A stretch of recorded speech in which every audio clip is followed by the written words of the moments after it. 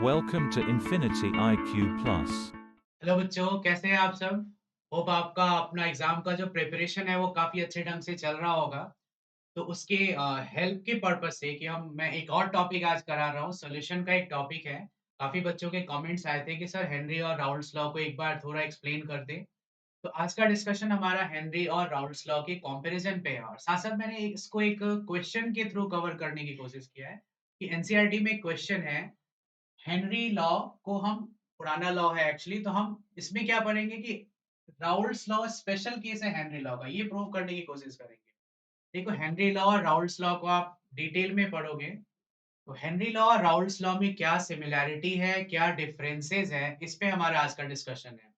Henry law और Raoult's law statement wise both are same. आप देखोगे both law state that partial pressure is directly proportional to mole fraction of a component. मतलब partial pressure किसके directly proportional होते हैं? Mole fraction के। ये Henry law में भी है और ये राउल्स लॉ में भी है, राइट? तो डिफरेंस क्या है दोनों में?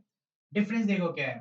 Both law states that partial pressure is directly proportional to mole fraction. The only difference between these two laws are their constant value, that is kh in Henry law and p naught in Raoult's law. इनका constant अलग है। Otherwise partial pressure directly proportional mole fraction, partial pressure directly proportional mole fraction.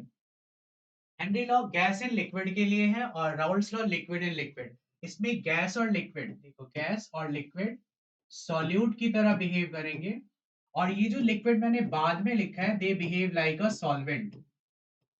Henry law कौन से solution के लिए applicable है? For gas in liquid. Raoult's law कौन से सॉल्यूशन के लिए एप्लीकेबल है? For liquid in liquid.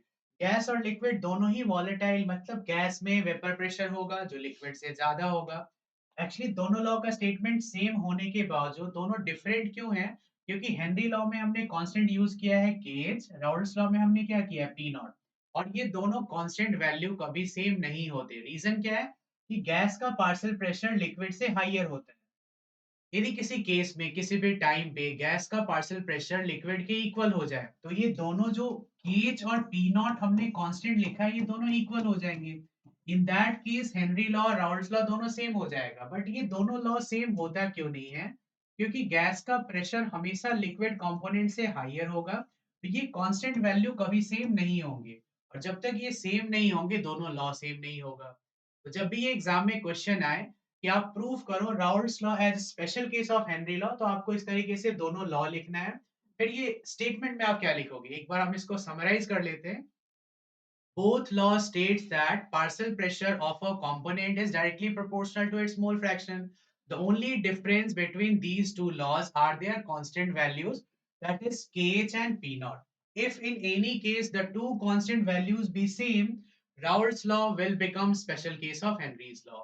ये दोनों कांस्टेंट सेम क्यों नहीं होते? Kh और P naught सेम क्यों नहीं है? क्योंकि गैस का प्रेशर हमेशा लिक्विड से हाइयर होता है। दोनों कांस्टेंट वैल्यू डिफरेंट होंगे। तो होप आपको ये वीडियो लेक्चर समझ आया होगा। अब जल्दी ही मैं एक और इम्पोर्टेंट वीडियो अपलोड करूंगा सॉल्यूशन पे। तो स्टे ट्यून, आप देखते रहें वीडियोस को और लर्न करते रहें। All the best for your upcoming exam. Follow and subscribe us for more.